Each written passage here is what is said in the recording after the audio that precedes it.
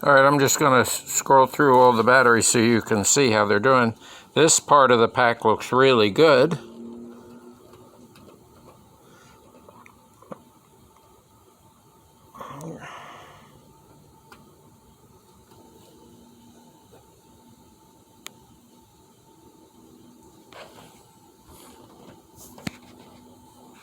These 30 cells look really good.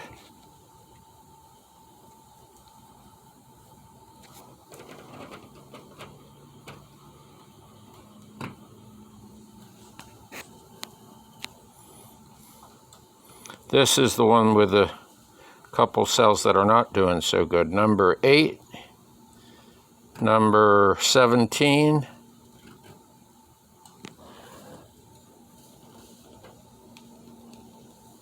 or just 8 and 17, huh?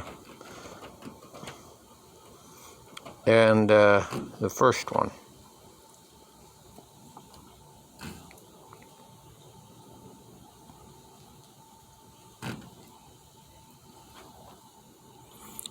The first pack's got number 29 that looks a little low.